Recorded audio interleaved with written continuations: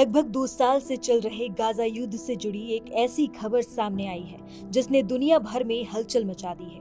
युद्ध के मैदान से दूर एक पूर्व सैन्य प्रमुख का बयान, जिसने इस भीषण संघर्ष की एक ऐसी तस्वीर पेश की है जो रूह कपा देने वाली है।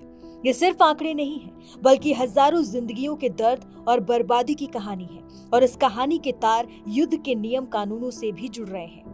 इजराइल की सेना यानी कि आईडीएफ के पूर्व प्रमुख हर्जी हलेवी ने हाल ही में दक्षिणी इजराइल के एक कार्यक्रम में एक चौंकाने वाला खुलासा किया है। उन्होंने बताया कि गाजा युद्ध में अब तक 2 लाख से ज्यादा फिलिस्तीनियों की मौत हो चुकी है या वो घायल हुए हैं। हलेवी ने साफ कहा कि गाजा की कुल 22 लाख आबादी में से 10% से अधिक लोग सीधे तौर पर इस खूनी संघर्ष की चपेट में आए हैं। ये आंकड़ा गाजा के स्वास्थ्य मंत्रालय की रिपोर्ट से काफी मेल खाता है। वही मंत्रालय, जिसे इजरायली अधिकारी अक्सर हमास का प्रोपेगेंडा कहकर खारिज करते रहे हैं, लेकिन अंतर्राष्ट्रीय मानवीय एजेंसियां इन आंकड़ों को विश्वसनीय मानती हैं। मंत्रालय के मुताबिक 7 अक्टूबर 2023 से अब तक गाजा में 64,000 से ज्यादा लोग मारे गए हैं और 1,63,000 से ज्यादा घायल हुए हैं।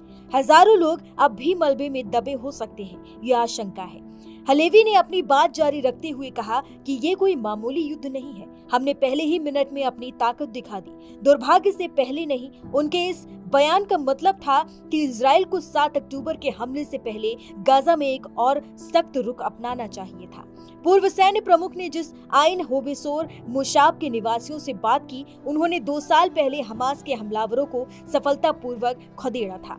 उनकी ये टिप्पणियां बाद में वायनेट न्यूज द्वारा प्रकाशित भी की गई थी। लेकिन सबसे बड़ा सवाल तब उठा जब हलेवी ने कानूनी सलाह पर बात की। उन्होंने कहा कि वो अंतर्राष्ट्रीय मानवीय कानूनों के दायरे में काम कर रहे हैं, लेकिन कभी किसी कानूनी सलाहकार ने मेरे या मेरे अधिकारियों को रोका नहीं। उन्होंने माना कि सैन्य वकीलों की भूमिका ज्यादातर दुनिया के सामने आईडीएफ की कार्रवाई को वैध साबित करने तक ही सीमित रही है। उनका यह बयान ऐसे समय आता है जब इजरायली मीडिया में ये रिपोर्ट किया गया कि मौजूदा आईडीएफ चीफ एयाल जामीर ने भी हाल ही में कानूनी सलाह को नजरअंदाज कर दिया था।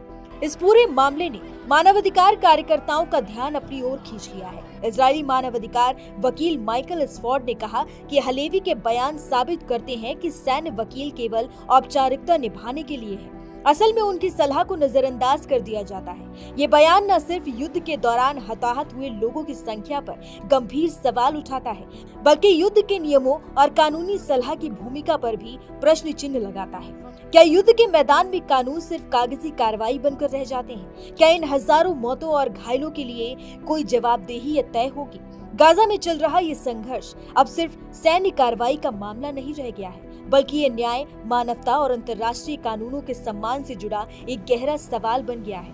इन सवालों के जवाब आने वाले समय में पूरी दुनिया को तलाशने होंगे।